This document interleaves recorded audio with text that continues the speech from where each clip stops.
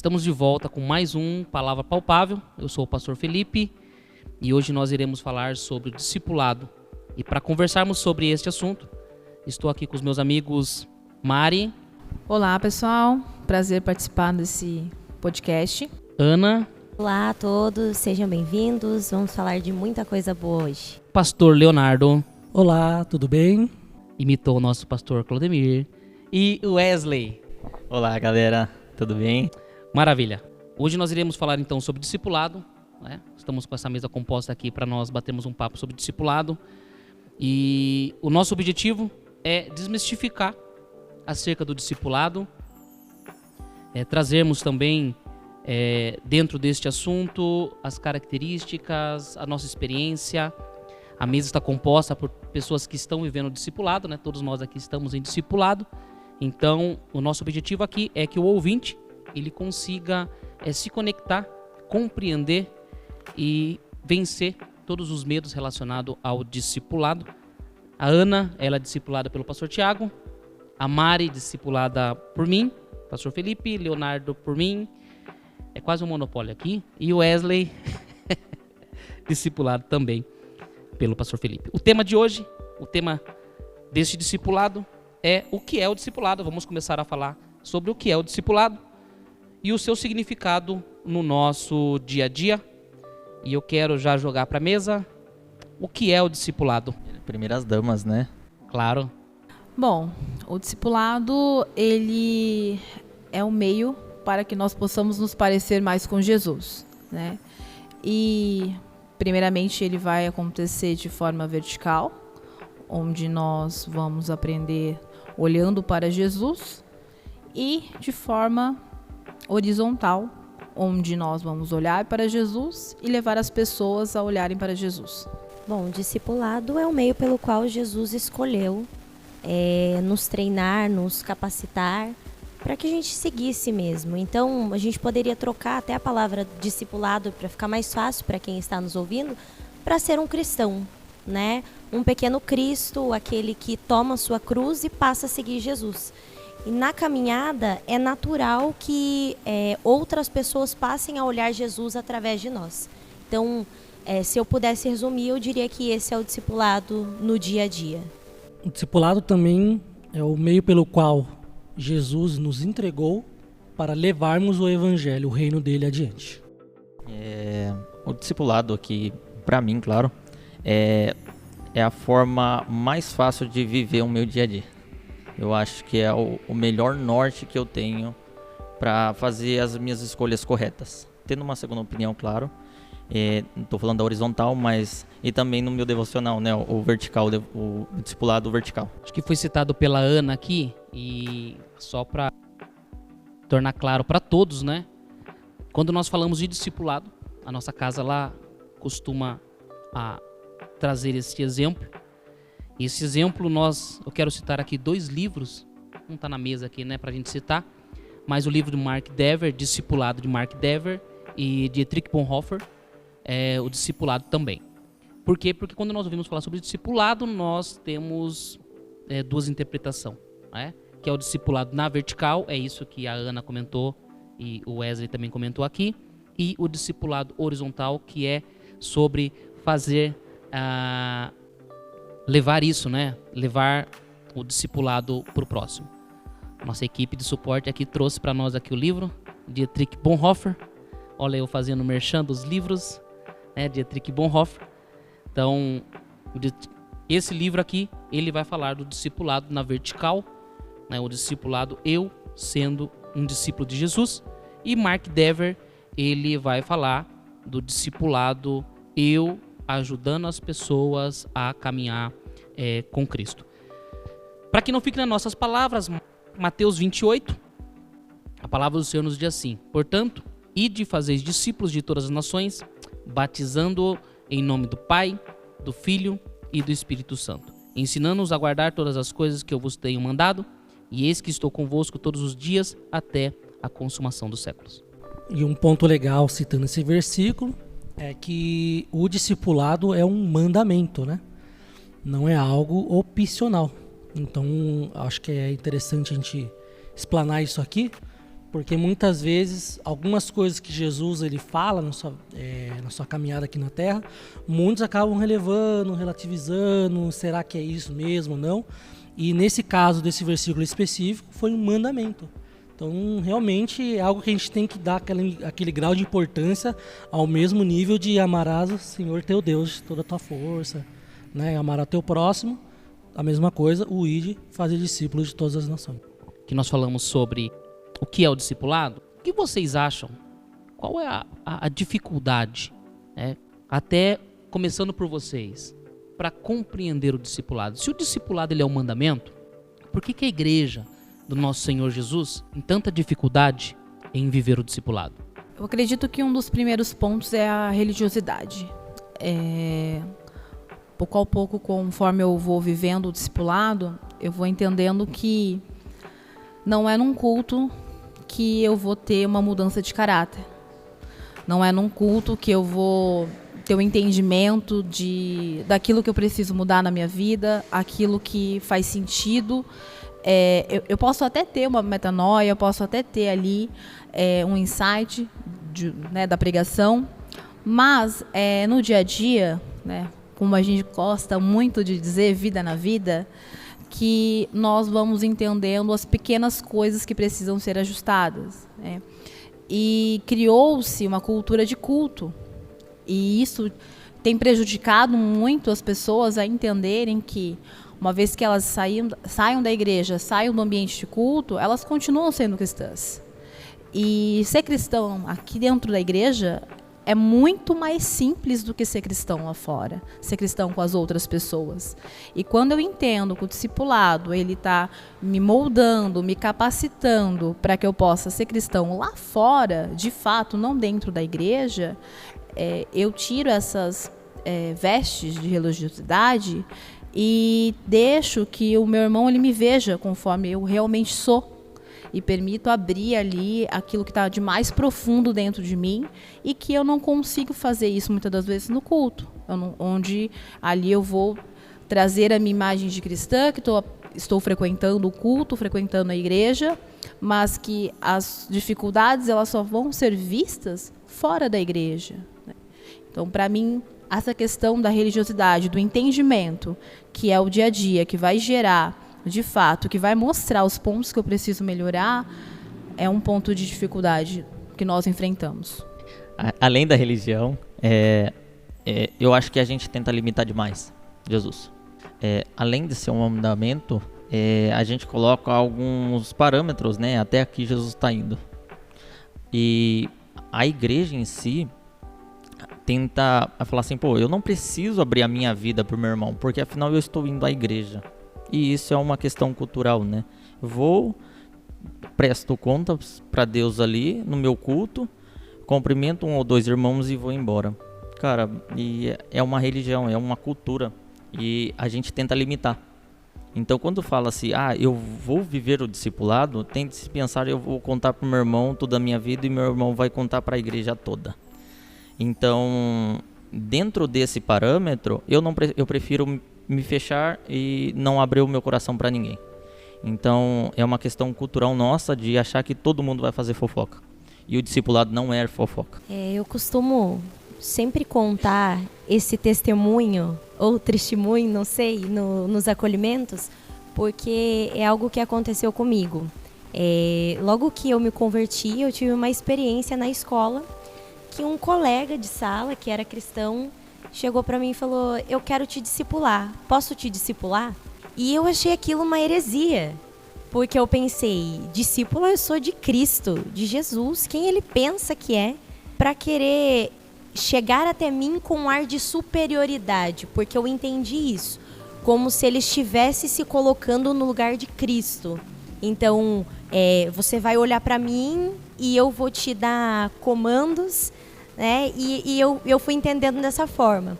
E quando eu cheguei, né, nessa igreja, nessa família, eu comecei a entender que era além disso, né? Dentro do discipulado, você não tem alguém que é superior a você, alguém que está num patamar diferente de você, porque de fato é uma troca.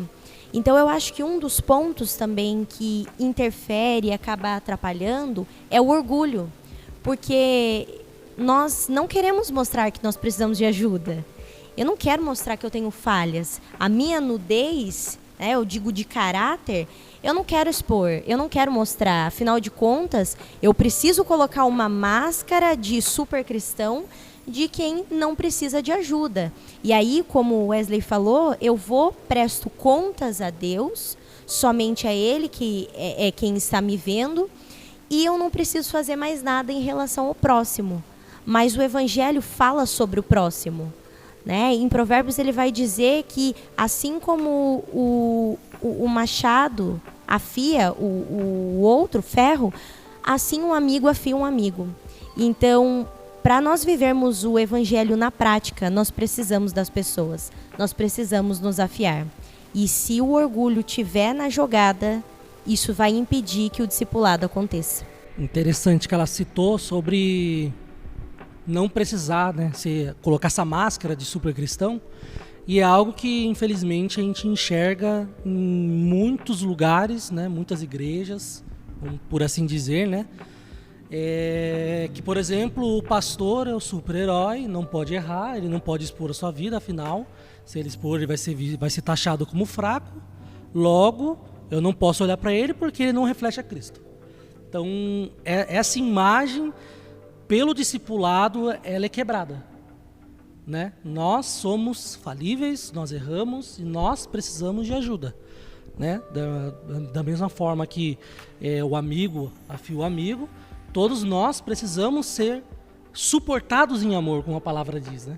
Nós precisamos um dos outros. A palavra diz que nós só iremos ter a capacidade de conhecer a extensão, a profundidade, a altura do amor de Deus, juntamente com todos os santos, né? Então, quando eu me relaciono com meu irmão, eu conheço um lado de Deus que talvez eu não sabia. Deus age comigo, por exemplo, na provisão. Com ela foi a cura. Poxa, eu nunca fui curado, mas a minha irmã foi curada. E eu conheci um Deus que cura. E ela conheceu um Deus que provê. Você manifesta Jesus, né? Exatamente. E assim, a dificuldade, um dos pontos que eu queria citar é justamente isso. Essa máscara de super cristão, essa máscara de que eu não posso errar, ainda mais tendo um cargo, né? Vamos colocar dessa forma, né? Tem um certo destaque ali, não pode mostrar fraqueza, porque imagino que a igreja vai pensar.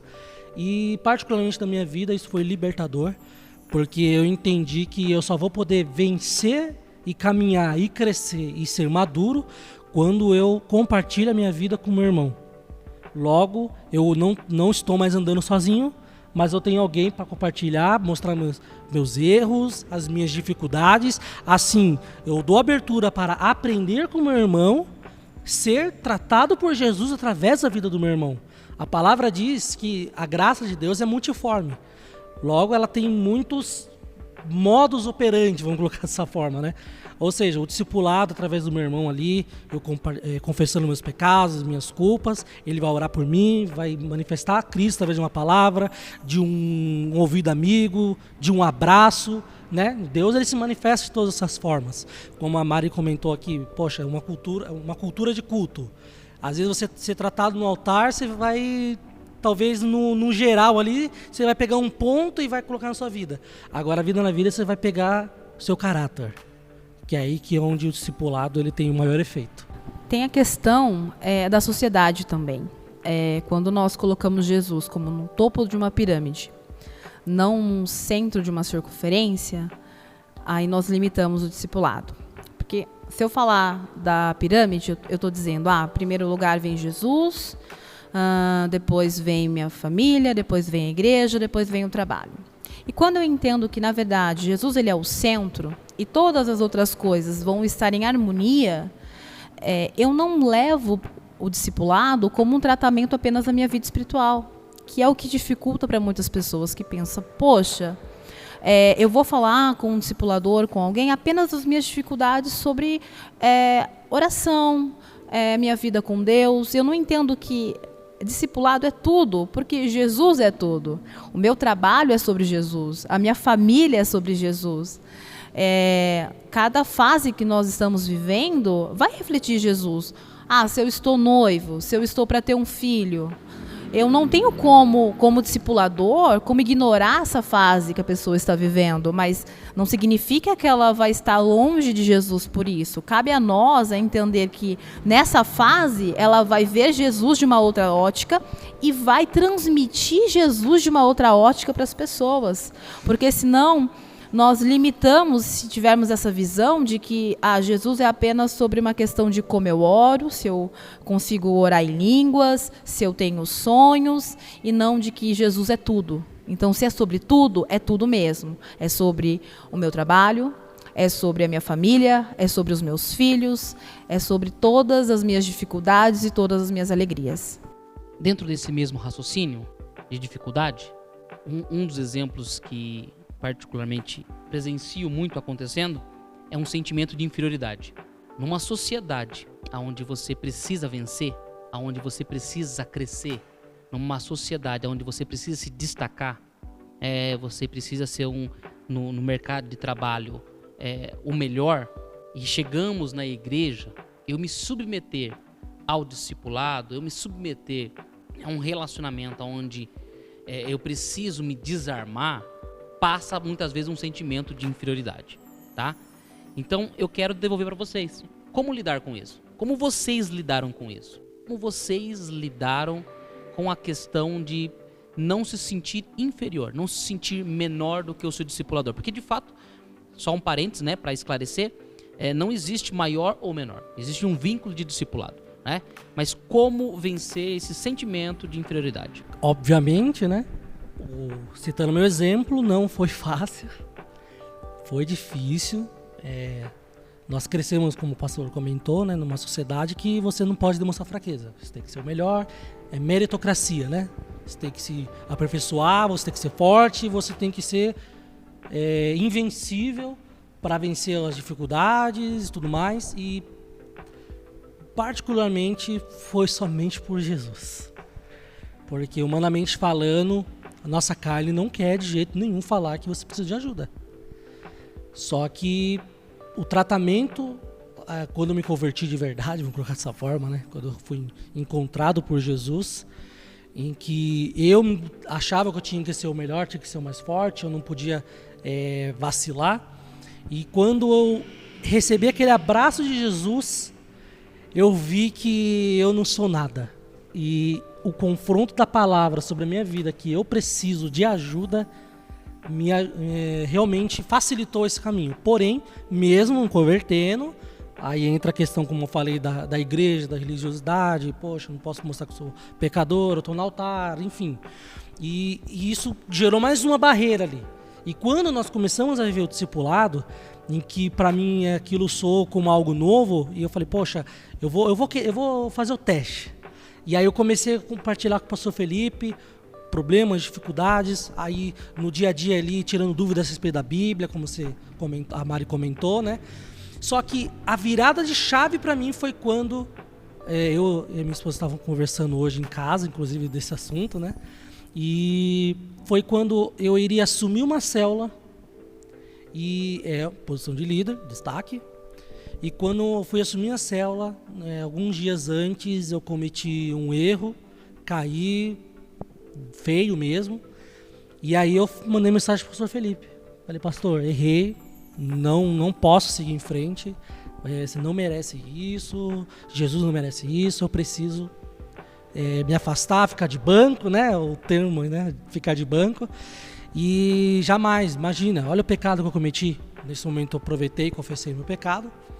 E naquele momento, ele simplesmente respondeu, vai em frente, relaxa, sacode a poeira, vamos embora e tamo junto, vou orar por você. E aquele tratamento eu recebi, é como se eu voltasse a minha experiência com Jesus, que eu fui abraçado e ele me desarmou. Então aquilo me remeteu àquilo e eu, poxa vida, preciso mais disso. E a partir daquele momento que eu tive essa conversa com ele, eu senti que eu podia abrir toda a minha vida. Aí foi pequenas causas, questão que você comentou sobre o trabalho.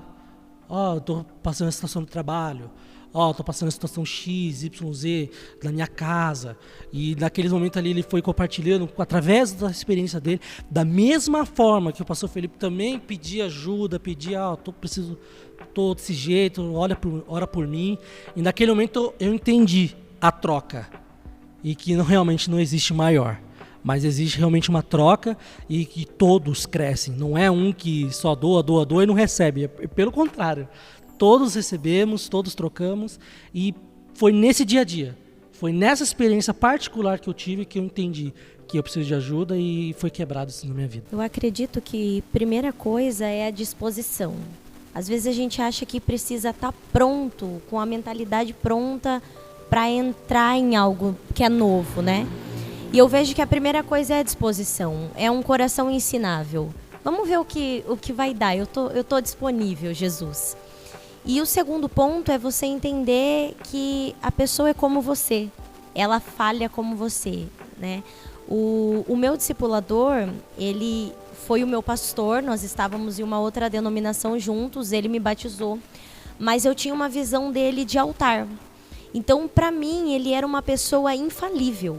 Alguém que não errava nunca, né? Ele estava acima para mim, né?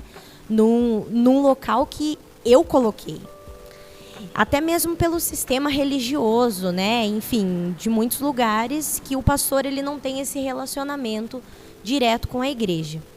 E depois eu conheci uma pessoa, né? O pastor Tiago falando aqui, que já foi citado, que eu não conhecia. Porque foi desconstruindo essa visão que eu tinha criado. E eu parei e falei, opa, ele é uma pessoa, ele é um ser humano e que em qualquer momento vai me decepcionar. E isso parece contraditório, mas isso é o legal. Porque aí você está lidando de igual para igual. Ele não é superior a mim porque ele tem mais tempo de igreja, porque ele já tem um ministério consolidado, né? A ponto de nós termos conversas e ele dividir situações do dia a dia, dores, tristezas, e em vários momentos eu poder consolar, eu poder orar, eu poder contribuir de alguma forma, né? E aí entra o que o pastor Léo falou, dessa troca, né, que existe. Então, eu acredito que são esses dois pontos. Primeiro, a disponibilidade. Porque se a gente se fecha, na realidade isso é para qualquer coisa na nossa vida. Se a gente se fecha, a gente está dizendo que não existe possibilidade. Eu não vou mudar e eu não vou aprender. Mas quando a gente se abre e fala, eu estou disponível, eu acho que é sensacional, porque daí o Espírito Santo olha e fala, ele não sabe ainda, né? Ele não entendeu tudo ainda, mas ele está disponível, né? E a palavra diz que o Senhor ele não resiste a um coração quebrantado, que é um coração disponível para a vontade de Deus, né? E o segundo ponto é a intimidade, porque através do relacionamento eu vou adquirindo intimidade e eu vou percebendo que ele é como eu. Eu lembrei de uma história bem cômica aqui agora. Porque eu tinha acabado de chegar na igreja, tinha acabado de ser batizado. E o pastor Felipe tem um irmão. Ele nem sabe dessa história. E ele também era jovem. E eu cheguei muito empolgado pra ele e falei, e aí, cara, como que é ser irmão do pastor? Aí ele olhou pra mim, normal, ué? O que tem de diferente? Que eu tinha uma visão exatamente disso, cara, do cara ser um nível de santidade muito grande. Só que, como você bem colocou, intimidade, mas primeiro o relacionamento. O primeiro passo, acho que é relacionamento. Acho que eu não tenho facilidade de me abrir com qualquer pessoa, né? Às vezes sento lá do ônibus e já começo a contar a vida inteira, mas eu não tenho essa facilidade. Ainda mais segredos mais íntimos, ao ponto de confessar, que é uma das bases que a gente usa aqui bastante, né? Tiago 5,16.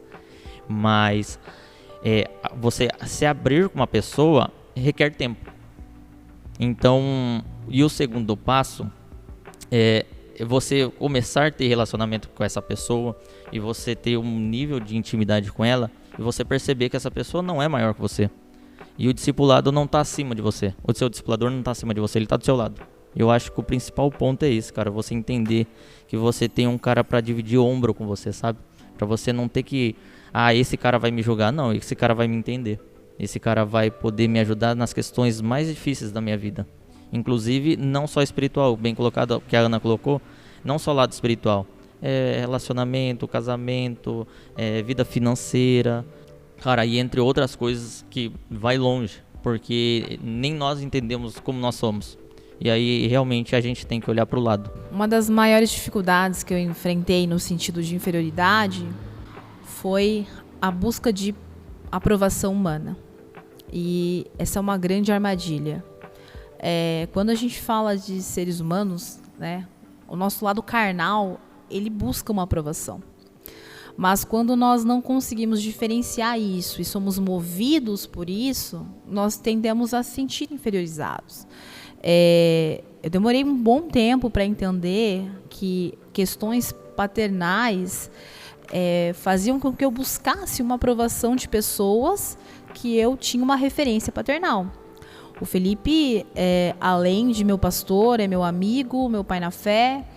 Então, essa dificuldade de pensar o seguinte, eu vou chegar e vou explicar que eu errei e ele vai me reprovar, né? Eu vou perder credibilidade, ele vai mudar a forma com que ele me olha.